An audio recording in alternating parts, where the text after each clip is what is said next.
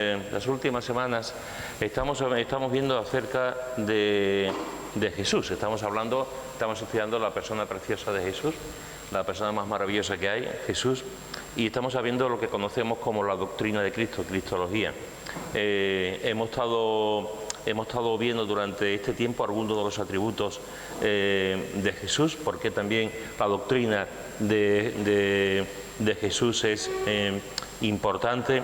Y hemos visto también o intentar contestar algunas preguntas en cuanto a Jesús. Estamos viendo cómo los nombres, y hemos visto los atributos, y los atributos nos hablan de que Jesús es Dios.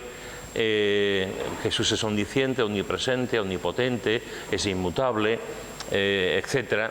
Y estamos viendo también cómo los nombres de Jesús también nos describen su divinidad, también nos enseñan quién es Jesús, su divinidad.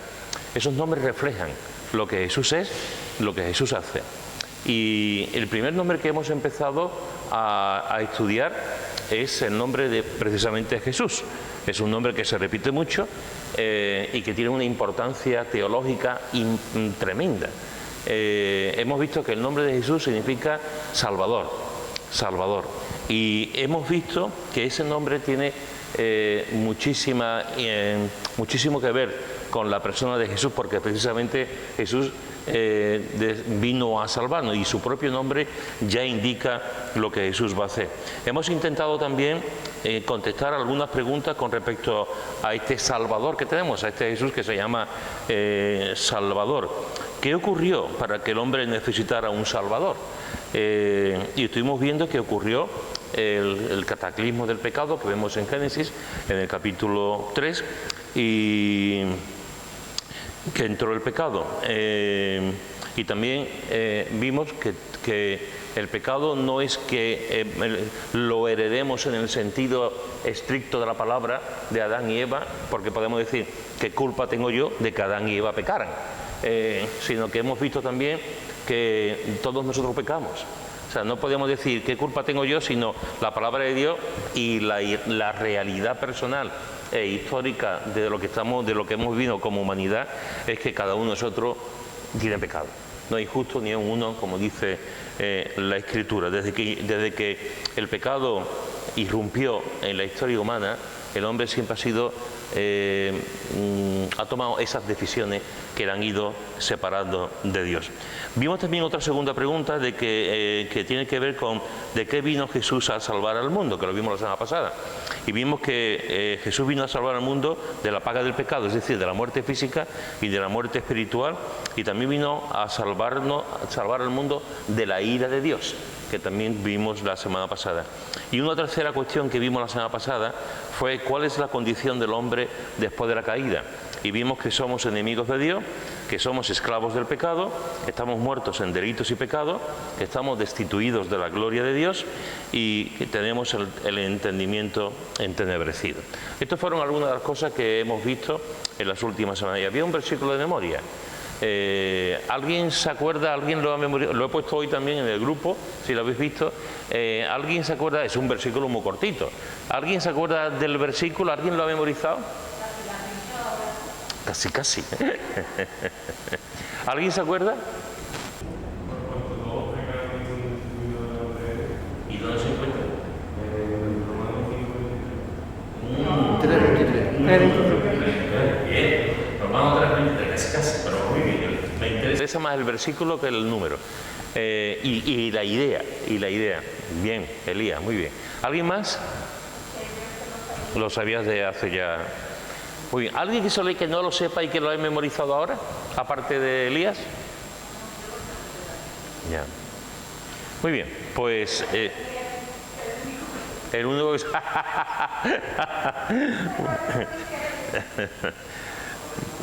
Bueno, este es un versículo muy importante. Fue uno de los primeros que me aprendí de memoria. Y es un versículo que nos habla de la condición nuestra, destituidos de la gloria de Dios. Estamos separados. Y es importante a la hora de entender por qué vino Jesús. Muy bien, gracias, Elías.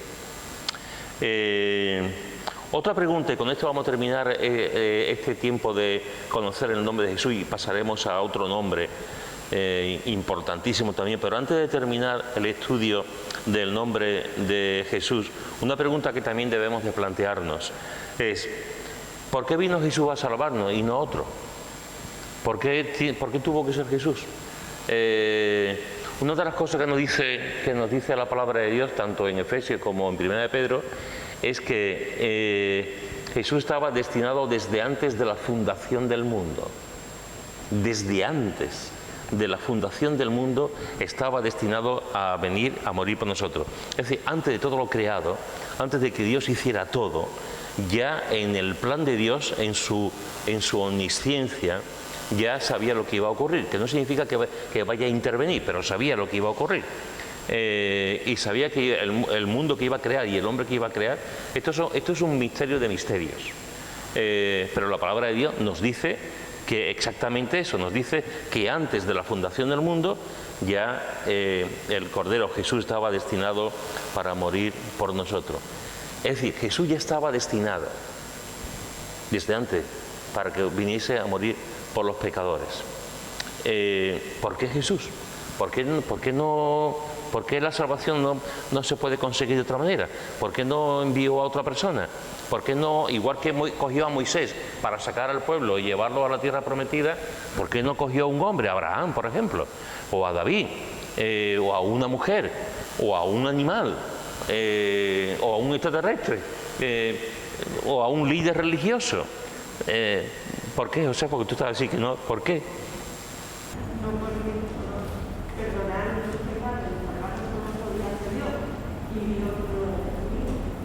Efectivamente. Perdonar nuestros pecados y salvarnos solamente lo puede hacer Dios. Y Jesús es Dios. Bien, un 10. Y Jesús es Dios. Era el único que lo podía hacer. Cuando el hombre peca contra Dios, se rompe la relación con Dios. Y la relación, hasta ese momento la relación es una. La relación es muy fuerte. Dios crea al hombre y a la mujer y están, como decimos nosotros por aquí, están muy unidos, es como una piña, Dios Padre, Dios Hijo, Dios Espíritu Santo, con el hombre y con la mujer.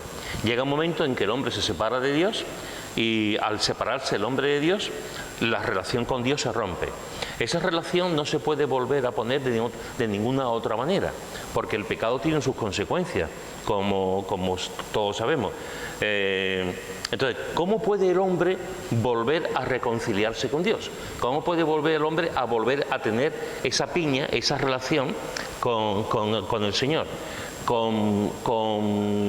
Digamos, con la religión, como la religión, no olvidemos nunca que la religión es una palabra que significa religar al hombre con Dios, volver a unir al hombre con Dios. ¿Es la religión digamos, la solución para que podamos tener una relación con Dios, para que volvamos a tener una unión con Dios? ¿Puede la religión acercarnos a Dios? ¿O no? Alguien está ahí diciendo que no, pero quiero argumentos. ¿Por qué no? ¿Por qué no puede la religión volver a unirnos con Dios? Porque el pecado está en el hombre y Dios no tenía pecado. Entonces era el único que podía dar vida por rescatar al pecador. Lo mismo que entró por un hombre, dice que entró la salvación por un hombre. Y era Dios, pero era hecho hombre, nacido de una mujer, cualquier hombre. Entonces, como no fuera él, no iba a ayudar. La religión es algo inventado por el hombre, no viene de Dios. La religión desde el pecado siempre ha sido, el hombre siempre ha apostado por la religión, siempre, en todas las culturas, en cualquier cultura que tú te fijes hay religión. Y el hombre siempre ha intentado volver a unir a ese hombre, a esa mujer, con Dios, con el Dios de turno, con el Dios de cada pueblo, lo ha intentado unir con la religión. Pero la religión, en definitiva, es un esfuerzo humano, es un invento de los hombres, para intentar quedar bien con la deidad, con Dios. Pero la religión, como muy bien ha dicho Carmen, no puede llegarnos a Dios. no puede conducirnos a una reconciliación con Dios, porque la religión es un invento de un pecador. Y por mucho que hagamos, por muchas cosas que hagamos para tener una relación con Dios, una religión te puede decir, entramos en la iglesia y tenemos que dar 4 vueltas aquí para consagrarnos, tenemos que andar de atrás para adelante para tener un espíritu libre y tenemos que tener los ojos cerrados durante media hora para limpiarnos por dentro. Eso está muy bien, hacemos, pero eso es una religión. Eso es una religión que al final hacemos una serie de cosas, pero nos esclaviza.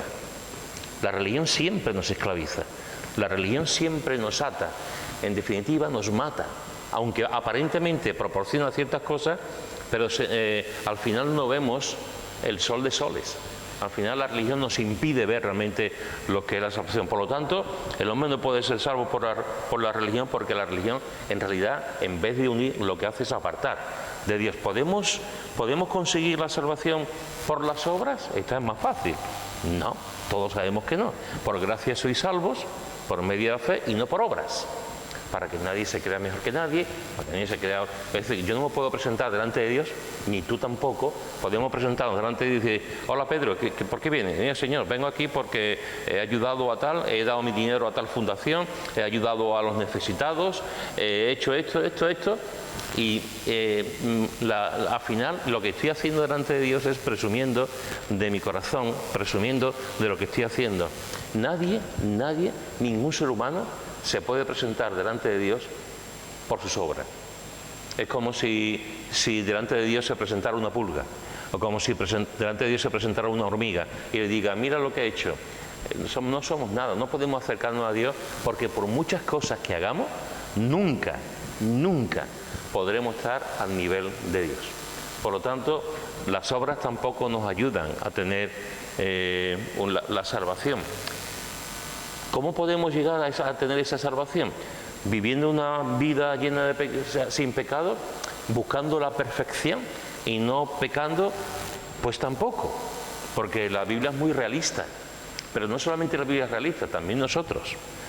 Cuando tú te miras a ti mismo, una de las cosas que me he dado cuenta, hermano, y estoy seguro que tú también, los grandes hombres y mujeres que yo conozco, las mujeres y hombres que yo respeto y admiro, hay una cosa que les une a esas personas, y es que cuando llegaron al conocimiento de Jesús se dieron cuenta de su enorme pecado, y conforme va pasando el tiempo siguen dándose cuenta de su enorme pecado.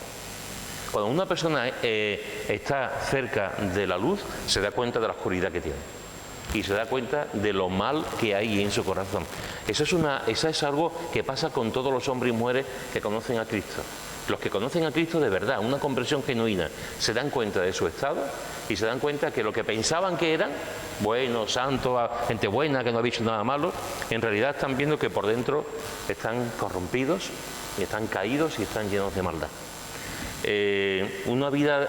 ¿Podemos vivir una vida de pecado y acercarnos a Dios?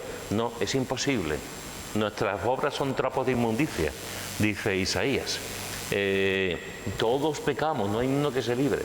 Todos pecamos. Por lo tanto, ni por la religión, ni por las obras, ni por una vida sin pecado, ni por cualquier cosa que podamos hacer, el hombre podría salvar su deuda con Dios por el pecado. No podríamos nunca ser salvados. Toda deuda, y no olvidemos que el pecado es una deuda que tenemos que saldar con Dios, las deudas se tienen que pagar, pero no las podemos pagar de esta manera que estamos hablando. Toda deuda, todo delito tiene sus consecuencias y debe ser pagado de una forma que sea el equivalente a lo que se ha hecho.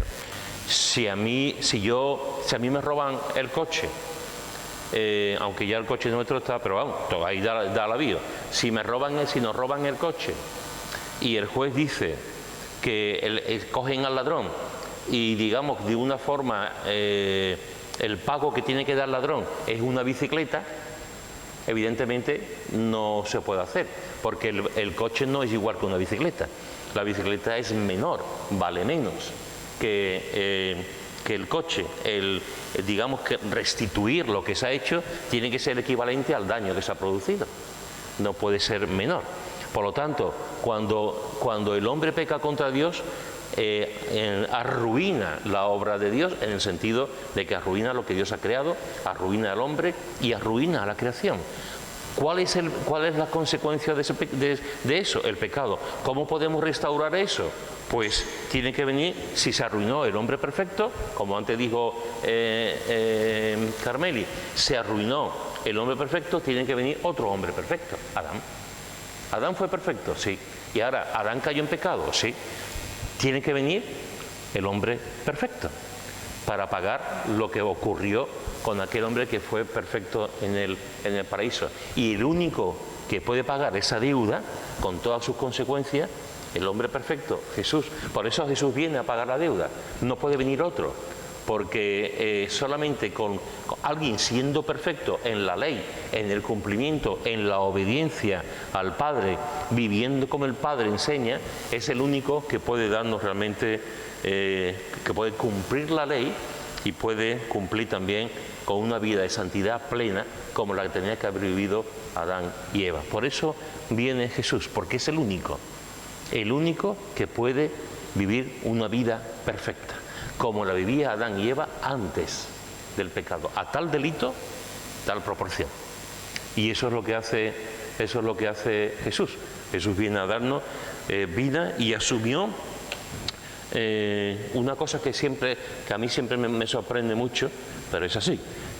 Asumió los pecados de cada uno de nosotros. Cargó en él el pecado de todos nosotros. En 2 Corintios, en el capítulo 5, 2 Corintios, capítulo 5, versículo 21, dice, 2 Corintios, capítulo 5, versículo 21. ¿Quién lo quiere leer? Al que no conoció pecado, por nosotros lo hizo pecado, para que nosotros fuésemos hechos justicia de Dios en él. Muy bien, al que no conoció pecado, a Jesús, por nosotros lo hizo pecado, para que nosotros fuésemos hechos justicia de Dios en él. ¿Cometió Jesús pecado? Nunca. Por eso pudo morir por nosotros. Nunca el Cordero perfecto, el hombre perfecto, el sacrificio perfecto, nunca cometió pecado. Y por eso vino a morir por nosotros. Esto es lo que hizo Jesús, llevar nuestros pecados, los pecados de un hombre que estaba arruinado completamente delante de Dios. Cuando Jesús está en la cruz, ¿recordáis las 7 palabras que Jesús dice en la cruz? Pues posiblemente la más importante de todas, y mira que las palabras de Jesús en la cruz hay que mirar para otra parte, hay que comer aparte. Es eso, para estudiarlo detenidamente esas palabras, porque son sorprendentes. Pero hay una palabra en lo que lo encierra todo, cuando Jesús dice, consumado es. Consumado es. Cuando Jesús está en la cruz y está diciendo, consumado es, está usando un término comercial griego. Ese término comercial griego la palabra griega es tetelestai. Esa palabra tetelestai era una palabra que se usaba en el comercio. En el comercio yo te compraba una cosa y te pagaba. Y la deuda estaba saldada. Tú me dabas medio kilo de carne y yo te pagaba. Y esa deuda contigo se saldaba, o si me debías algo, yo te lo pagaba y ya estábamos en paz. Era una palabra comercial que se usaba para pagar, para cuando una deuda estaba pagada por completo. Cuando Jesús está diciendo en la cruz, tetelestai, está diciendo, la deuda está pagada por completo. La deuda está pagada por completo. Desde que Jesús, en la fundación del mundo, desde siempre estaba planificado que viniera, cuando Él viene en el tiempo, cuando nace de mujer y cuando llega a la cruz y muere por nuestros pecados, se ha cumplido lo que lleva su nombre, salvación. Vino a salvarnos. Y en esa cruz de tetelestai, la obra es consumada. He pagado la deuda. He pagado la deuda. Por lo tanto, hermanos, ¿por qué viene Jesús? ¿Por qué no otro? Porque era el único que reunía todas las condiciones para salvarnos a nosotros, a los hombres pecadores. Jesús, como he dicho antes, había satisfecho todos los requisitos de la ley de Dios y además también, por otro lado, la deuda que el hombre tenía con Dios había sido saldada y perdonada. ¿Qué significa eso? Pues que, como hemos visto durante esta semana pasada, el hombre ha dejado de ser enemigo de Dios. El hombre ha dejado de ser enemigo de Dios y vuelve a fusionarse de ese sentido, vuelve a la amistad, a la relación, permitidme esta expresión, al compañerismo, a la comunión, en definitiva, con Dios. Vuelve a unirse con Dios para toda la eternidad, empezando aquí y siguiendo en el cielo. ¿Algún comentario, alguna pregunta, alguna cosa? ¿Tenéis?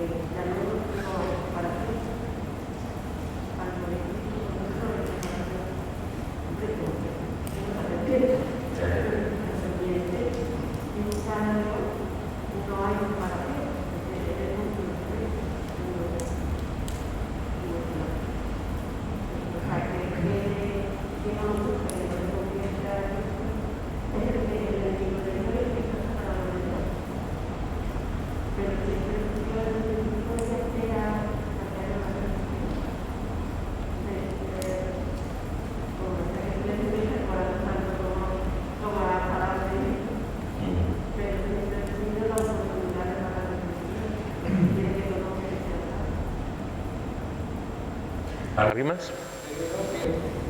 Él sabía lo que iba a ocurrir a los tres antes de crearlo. Antes de la fundación del mundo sabía lo que el mundo iba a apoyar. Entonces tenía las cosas preparadas. No dejo nada a la improvisación. ¿Alguien más? Igual, la vez que usamos, que Dios tuvo un plan, y yo creo que Dios no tuvo un plan, tuvo un plan. Y el plan es el que está dando. A veces pensamos que la vida del hombre más lo suma en los planes de Dios. Y la vida del hombre está en los planes de Dios. Una vez que somos conferencias, bueno, qué sentido tenía todo esto. Y sabía que el hombre iba a querer pecar. Y decía que era para eliminar el pecado. Es como Dios le desarrolla un plan y como él no es el autor del pecado ni el autor del mal, pero sí es el mal, y desarrolla el plan, el plan es el punto más pequeño, porque no se le escapará, y se le escapará a luz, y sería para eliminar el pecado y para vivir la Trinidad sin ya pecado y eliminando el mal. También cuando ha dicho la justicia de Dios, el único que podía pagar por nuestros pecados tenía que ser Dios mismo. La justicia de Dios es Dios mismo, se satisface con su misma justicia. No puede ser la misma justicia de Dios. Es interesante esto, porque aquí entramos en una cuestión que tiene que ver con los grandes misterios de Dios, que nadie puede entender plenamente ni cabalmente. Es imposible. Sabéis que muchas veces digo que entender la Trinidad es imposible. Quien diga que entiende la Trinidad, creo que no lo tiene muy claro. Otra cosa es que aceptemos la Trinidad porque la Biblia nos enseña, pero entender que hay un Dios manifestado en 3 personas es difícil. Entender el concepto de la eternidad, en la infinitud de la eternidad, ¿quién entiende eso? ¿Quién entiende que vamos a estar viviendo toda la vida? Siglos, el concepto que tenemos nosotros de siglo, tiempo, pero la palabra de Dios nos dice que vamos a estar en el cielo toda la eternidad. Pero humanamente, ¿quién entiende eso? Humanamente, ¿quién puede entender que antes del pecado ya estaba el Cordero preparado? ¿Quién puede entender eso? Pero es lo que nos dice la palabra. Y efectivamente, eso estaba preparado porque es la única manera de vencer el mal que Dios sabía que no produjo, que no lo tentó, que no lo hizo, pero sabía que iba a ocurrir porque le dio al hombre la libertad de elegir. ¿Por qué ocurre el pecado en el mundo? Porque Dios dio autonomía personal al hombre, le dio libertad al hombre. Por eso ocurre el hombre. ¿Por qué ocurre el mal? Porque Dios es malo, porque Dios castiga, porque Dios es cruel. Pues si Dios permite el mal, eso significa que no existe, porque si existiera un Dios bueno, no permitiría el mal ni el sufrimiento. Y se nos olvida una ecuación importante, se nos olvida que el mal existe porque Dios nos dio la libertad de elegir. Por eso existe el mal, porque el hombre eligió y elige y sigue eligiendo cada día entre el bien y el mal. Si Dios no nos hubiese dado la libertad, no habría pecado, pero tampoco habría libertad para elegirlo a Él, o desafiarlo, o darle la espalda, o no creer en Él. Entonces, cuando se origina el pecado, se origina la maldad, efectivamente, como muy bien ha dicho Antonio, ¿cuál es la única manera de vencer el mal? Pues tiene que producirse un bien mayor para vencer al mal. ¿Cuál es ese bien mayor? La sangre, el Cordero, Cristo muriendo por nosotros. Mi esposa y yo, Chari y yo, lo tenemos muy claro en ese sentido. Yo sé lo que es una quimio, yo no, pero yo sé lo que es una quimio en el cuerpo de mi hija. Y yo sé lo que es que se le caiga el pelo, yo sé lo que es estar pasándolo mal, la hemos visto sin mucha fuerza, sin muchas ganas. ¿Era agradable la quimio? No. ¿Era buena la quimio? Ella podía decir no. Pero era la única manera, humanamente hablando, en la que ella podía ser sanada, aparte del poder de Dios. La quimio no era buena, pero la curó. El mal está ahí, el pecado está ahí. ¿Cómo podemos vencer al pecado? Con la sangre de Cristo. La sangre, Cristo pagó un sufrimiento terrible, infinito. Desde hacerse hombre, con todo lo que eso significa, a morir en la cruz por nosotros. ¿Por qué? Porque era la quimio para vencer el mal. La quimio para vencer el pecado. Por lo tanto, hermanos y hermanas, el hombre está inclinado al mal, el hombre está inclinado a la separación de Dios porque Dios nos ha dado la libertad, igual que también hay otras personas que se acercan y buscan al Señor continuamente hasta que lo encuentren. También son palabras de Jesús, en buscarme. En este caso concreto, Jesús vino al mundo precisamente a salvarnos de todos nuestros pecados, aunque aparentemente parece que perdió. Hay mucha gente que mira a Jesús y dice, Jesús, sí, Jesús está ahí, pero Jesús fue un pobre hombre. Jesús, sus discípulos lo abandonaron. El pequeño país donde estuvo predicando le dieron la espalda. A los suyos vino, los suyos no lo recibieron. Las autoridades romanas lo mataron. Él predicó un mensaje de amor, de cariño, de buenas nuevas, pero ahí está. Jesús es un pobre hombre que no hizo nada. Y aparentemente los que dicen eso pueden que piensan que tienen razón. Jesús se quedó ahí, pero se olvidan de la segunda parte. Se olvidan de que este Jesús, este pobre hombre, este pobre Jesús es Dios y que resucitó. Y que hay una segunda parte que tiene que ver con la eternidad para nosotros y con nuestro. O sea, Él en la cruz venció, no perdió. Y lo que aparentemente fue una ruina, lo mataron en la cruz, fue una victoria. Fue una victoria porque por eso somos nosotros, el hombre arruinado, somos nosotros salvos de la ira de Dios. Por lo tanto, hermanos y hermanas, esto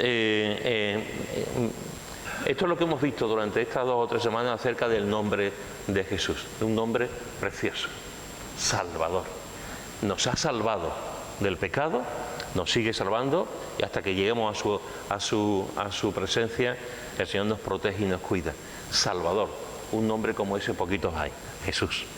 Ahora, la palabra de Dios nos enseña otro nombre precioso también, con una enseñanza tremenda con su nombre, y es el Señor.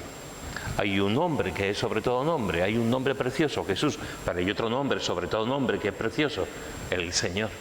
Jesús es el Señor, Jesús es el Salvador y Jesús es el Señor. El título Señor se usa con frecuencia en los 2 testamentos, tanto el Antiguo como el Nuevo. La palabra que se emplea en el Antiguo Testamento para Señor es Adonai. Y en el Nuevo Testamento la palabra que se emplea en el griego es, como todos sabéis, Kyrios. En el Nuevo Testamento la palabra tiene dos significados. Una primera palabra que es de un sentido, digamos, de educación. Cuando cuando se habla con una persona y dice Señor, hola Señor, ¿qué tal? ¿Cómo ha pasado usted el día, Señor? Es una palabra que se emplea como lo hacemos nosotros, una palabra de educación y de cortesía a la persona, cómo se encuentra, Señor. Eso se emplea en el Nuevo Testamento de esa forma, pero también se emplea en el Nuevo Testamento con el significado sagrado que implica divinidad. Cuando hablamos de Jesús como Señor, estamos hablando de que Jesús es divino, de que Jesús es Dios. Ese es el título y aparece en muchísimas ocasiones, tanto en el Antiguo, pero sobre todo aparece muchas veces en el Nuevo Testamento, hablando de que Jesús es Dios, de que Jesús es Dios con todas las consecuencias que eso tiene. Los primeros cristianos sabemos que ya empleaban la palabra Kyrios, la palabra Señor, de forma cotidiana. Es decir, cuando se hablaba de Jesús como Señor, no se empezó a hablar 300 años después o 500 años después. Es que ya se hablaba con Jesús mismo. Ya se hablaba y ya le decían a Jesús este título de Señor, que denotaba su divinidad y denotaba también su señorío.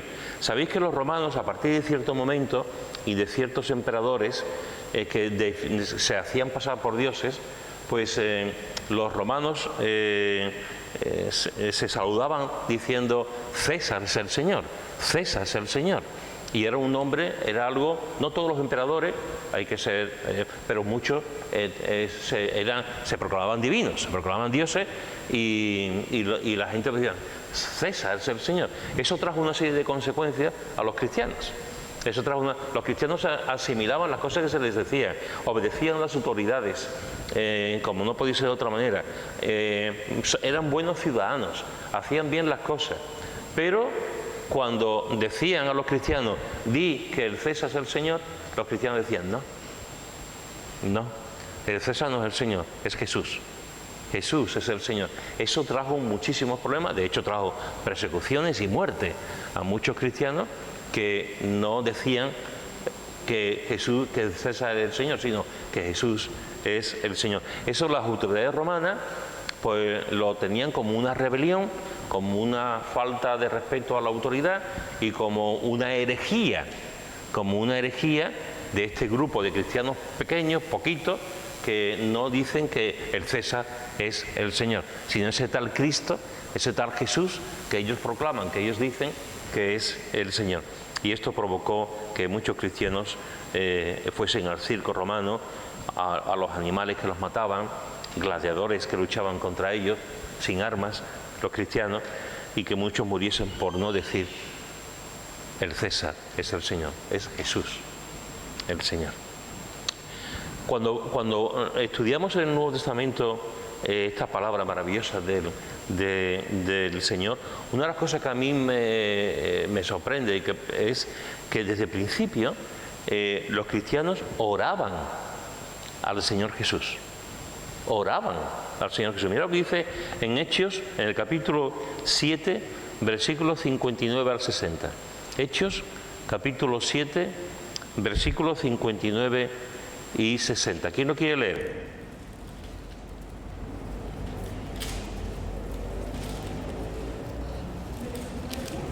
Hechos 7, 59 y 60. Y apedreaban a Esteban mientras él invocaba y decía, Señor Jesús, recibe mi espíritu. Y puesto de rodillas, clamó a gran voz, Señor, no les tomes en cuenta este pecado. Y habiendo dicho esto, durmió. Muy bien. Aquí encontramos en la muerte de Esteban, el primero.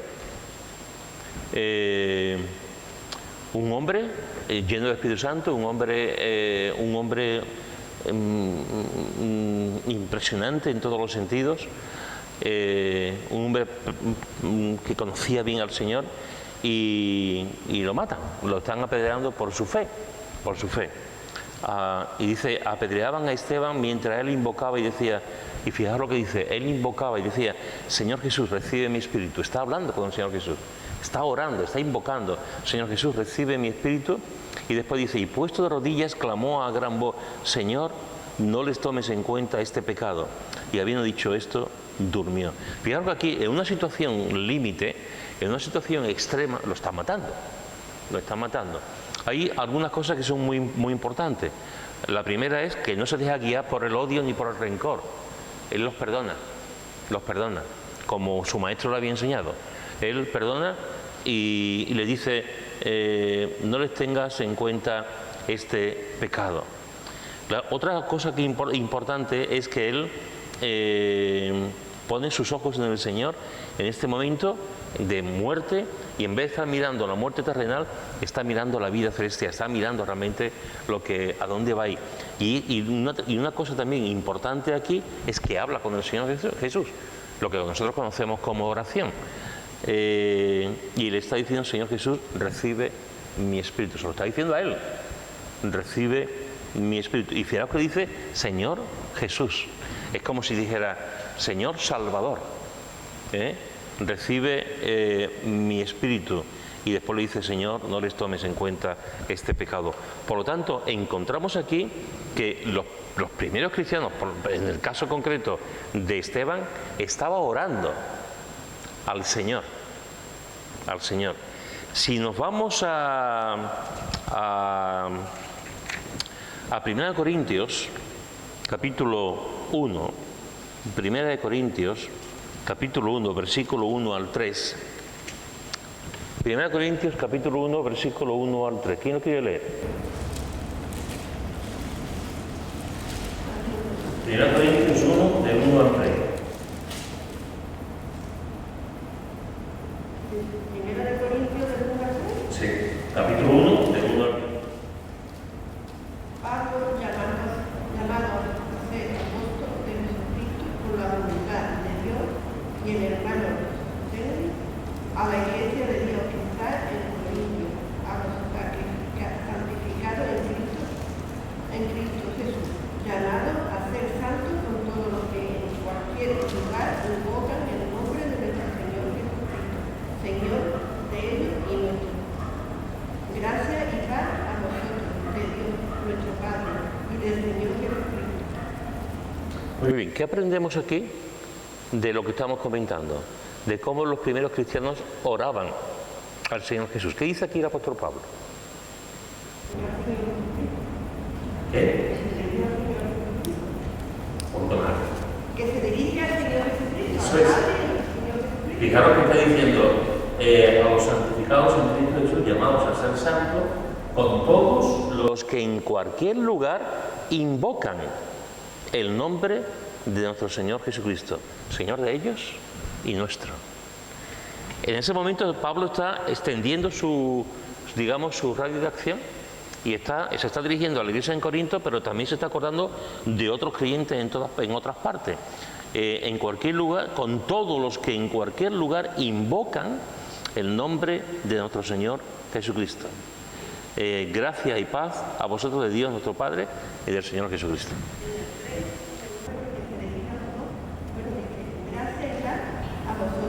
De Dios nuestro Padre y del Señor Jesucristo. Que cuando Esteban estaba atenteando,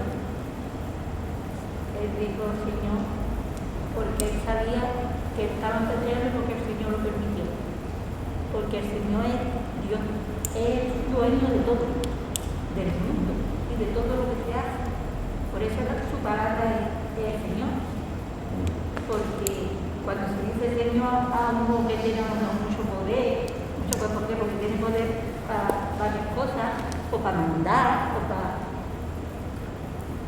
y él sabía que Dios tenía poder para quitarlo de aquí y para librarlo de todo lo que estaban haciendo, porque era el Señor, el Dios de todo. Entonces cuando decimos Señor, estamos diciendo que es el Dios poderoso de todo, el Señor Jesús, porque es Dios y es el que manda en todo, y es nosotros también.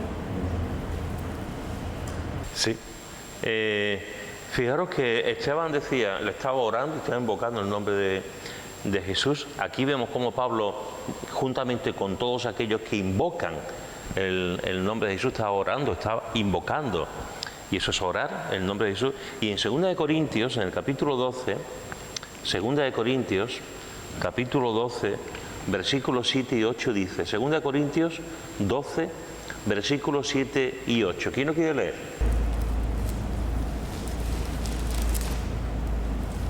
2 Corintios 12, 7 y 8.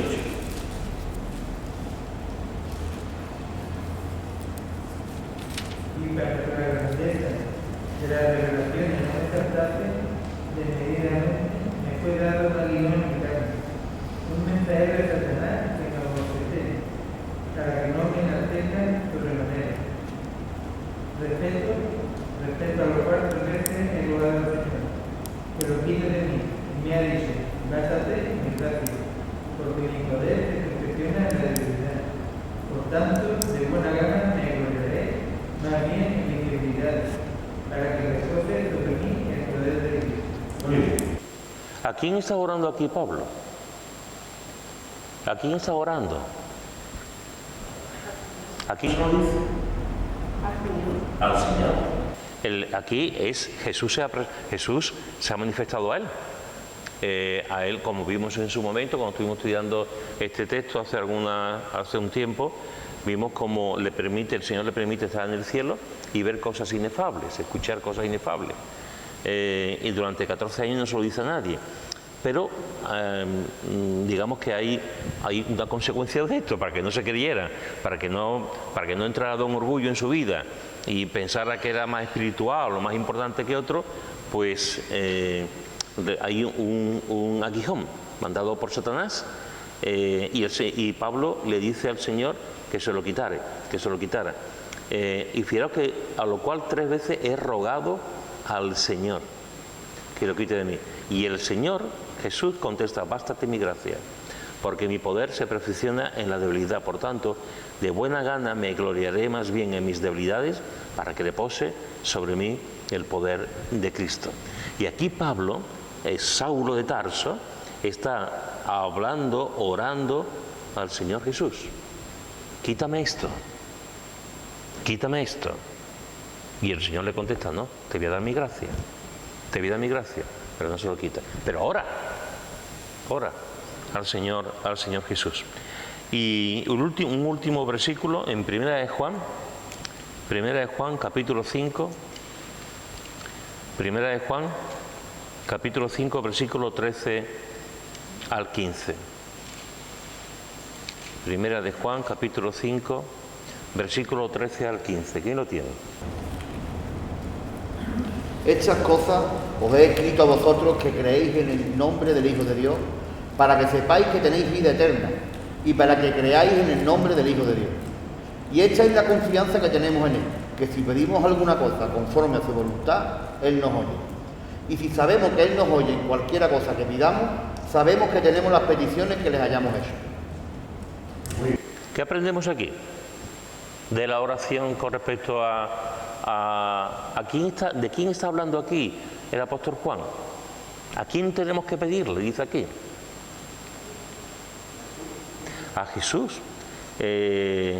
Fijaros. Y esta es la confianza que tenemos en Él, que si pedimos alguna cosa conforme a su voluntad, Él nos oye. Y si sabemos que Él nos oye, en cualquier cosa que pidamos, sabemos que tenemos las peticiones que lo hayamos hecho. Por lo tanto, fijaros, hermanos, y con esto ya voy a terminar, fijaros que una de las cosas que encontramos en el cristianismo primitivo es que desde el principio, los cristianos oraban al Señor Jesús. Oraban al Señor. Con lo cual nos lleva a una pregunta. ¿Los creyentes no tenemos que orar al Padre en el nombre de Jesús? ¿Por qué los cristianos aquí oraban a Jesús? Porque Él es intercesor nuestro ya.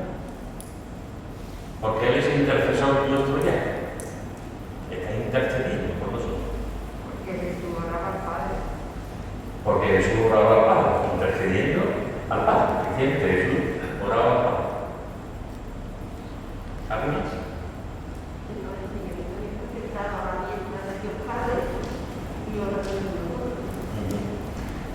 Una que aquí se puede, digamos, puede haber varias explicaciones.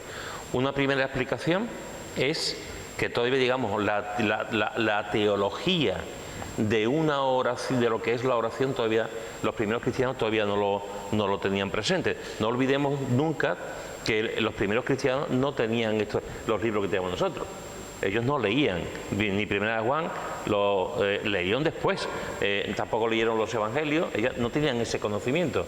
Entonces, también vemos en algunas partes, en el libro de los Hechos, que cuando se hacían los bautismos, se hacía en el nombre de Jesús. Algunos vemos que se bautizaban en el nombre de Jesús, cuando la palabra de Dios nos dice en el nombre del Padre, del Hijo y del Espíritu Santo. ¿Por qué? Digamos, porque la manera, el desarrollo del conocimiento todavía no había llegado a un entendimiento pleno por parte de todos los cristianos. Entonces, digamos que era algo que se estaba haciendo en el día a día, en ese aprendizaje. Aquí pasa igual. La gente, los cristianos, habían visto al Señor, habían visto a Jesús, sabían que Jesús estaba ahí y sabían que era Dios, y como Señor oraban a Él. Con el paso del tiempo eso fue cambiando, y como bien la palabra de Dios nos dice, oramos al Padre en el nombre de Jesús. Pero también es cierto lo que han dicho las dos. También es cierto que Jesús es aquel que está intercediendo por nosotros. Cuando vamos a Jesús y le decimos tal, Jesús también ora al Padre y habla al Padre en nombre de nosotros. Por lo tanto, una cosa que es importante, para mí es impactante, es que desde el principio los creyentes tenían muy claro a quién orar. No se ora a un hombre. A mí no se me ocurría a orar a Antonio, aunque respeto mucho y quiero mucho a Antonio, pero a mí no se me ocurría ponerme de rodillas y Antonio, dame esto, Antonio, muchas gracias, Antonio, no se me ocurriría. Y si lo hago, Antonio me mira con una cara diciendo, vaya, cómo está.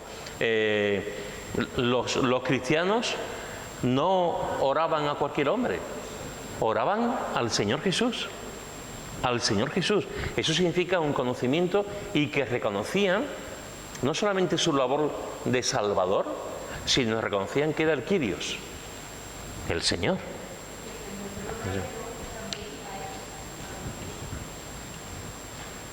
Siempre se revela. ¿Sí? Y ellos empezaron realmente a conocer todo lo que era el Señor a raíz de su muerte y de su resurrección. Ahí es cuando ellos aprendieron realmente quién era de verdad Jesús. Antes tenían un conocimiento, pero no llegaron a entender quién era de verdad hasta que Jesús resucitó. Por lo tanto, hermanos y hermanas,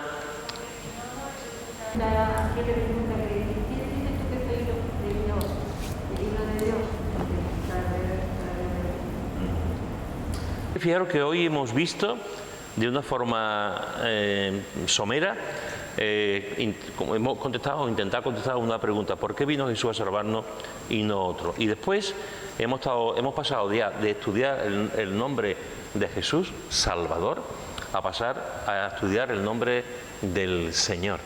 Y una de las cosas que implica que Jesús es el Señor, y que nos debe dar mucha alegría y confianza, es que desde el principio los cristianos ya se dirigían a Él en oración. Amén. ¿Alguna solución, alguna cosa que queráis comentar? ¿Alguna pregunta? ¿Alguna cosa que queráis?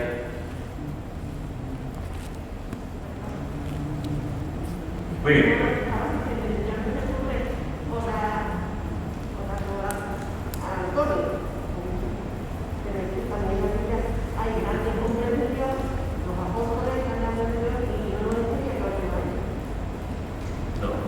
De hecho, en Apocalipsis encontramos que en 2 ocasiones se intentó también orar adorar, gracias Pepe, adorar, y tampoco se permitió. Solamente es digno de adoración el Cordero, es el único que es digno de adoración y de orar, Jesús.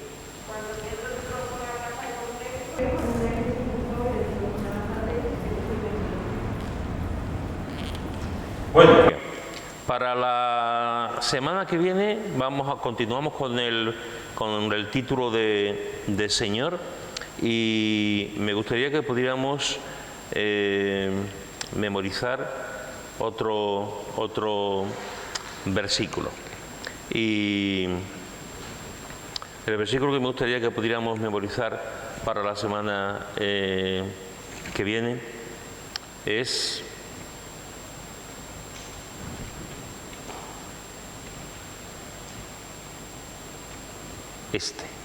buscarlo conmigo. Hechos, capítulo 7. Hechos, capítulo 7, versículo 59 y 60. Y apedreaban a Esteban mientras él invocaba y decía: Señor Jesús, recibe mi espíritu. Y puesto de rodillas, clamó a gran voz: Señor, no les tomes en cuenta este pecado.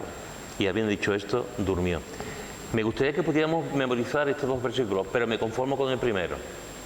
Si podemos aprender los dos, perfecto, pero me interesa más el primero. Y apedreaban a Esteban mientras él invocaba y decía: Señor Jesús, recibe mi espíritu, porque tiene que ver con lo que estamos viendo ahora, de que Jesús es el Señor.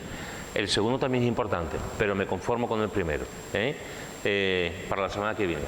Hechos 7, 59 y 60, pero sobre todo el 59. Bueno, familia.